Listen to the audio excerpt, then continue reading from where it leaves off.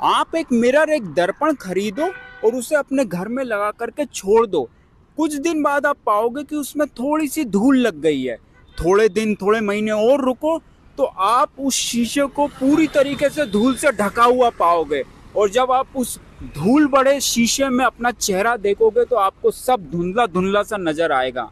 वैसे ही जब हम इस माया प्रकृति में कदम रखते हैं तो इस प्रकृति के 3 गुण, सतोगुण, रजोगुण और तमोगुण, हमारे कारण शरीर यानी हमारे स्वभाव यानी पिछले शरीर में किए गए हमारे कर्मों के हिसाब से और उतनी क्वांटिटी में हम पर हावी हो जाते हैं, हम पर चढ़ जाते हैं। उनमें से भी जो रजोगुण होता है, जिसका दूसरा नाम काम है, कामना है, इच्छा है, वो जब हम पर हावी होता है तो हमें तरह तरह की इच्छाएं करने पर मजबूर कर देता है कि हम ये हैं, हमें ये चाहिए, हमें ये बनना है, हमें ये पाना है, हमें ऐसे जीना है, हमें ये नहीं करना।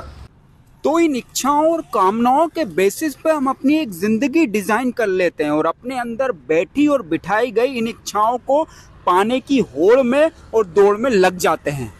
कुछ इच्छाएं पूरी होती है और कुछ इच्छाएं पूरी नहीं होती, लेकिन दोनों ही केसेस में एंड में हमारे हाथ एक डिससेटिस्फेक्शन, एक असंतुष्टि, एक दुख ही आता है और हमें जिंदगी धुंधली सी नजर आ रही होती है कि यार कि चल क्या रहा है यार, क्या हो क्या रहा है यार, क्या करें क्या नहीं करें।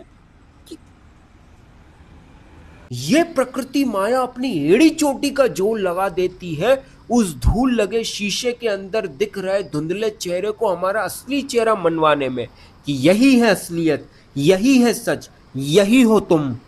लेकिन कुछ लोग हैं जो जिज्ञासा कर लेते हैं, हिम्मत कर लेते हैं और भगवान के नाम रूपी, शास्त्र रूपी कपड़े को उठा करके शीशे के ऊपर लगी सारी धूल को साफ कर डालते हैं और अपना असली चेहरा देख लेते हैं और खास बात, इस जन्म मृत्यु के चक्कर से हमेशा हमेशा के लिए बाहर आ जाते हैं। पर जो इस प्रकृति माया के रंग बिरंगे छलावे में खो जाते हैं, उससे हार मान लेते हैं, उसके आगे अपने घुटने टेक देते हैं, वो फिर कभी इस जन्म मृत्यु के चक्कर से बाहर नहीं आ पाते और इस माया से पूरी तरीके से ढक जाते हैं। और यही भगवान भी कह रहे हैं कि धूमेना ब्रेते वन्निर यथा दर्शो मलेन चा यथोल्बे न वृतो गर्भस तथा ते में दमावृतम, यानी जिस प्रकार अग्नि धुएं से, दर्पण धूल से अथवा भ्रूण गर्भाशय से आवृत रहता है, उसी प्रकार जीवात्मा इस काम की विभिन्न मात्राओं से आवृत रहता है। समझे? राधे राधे।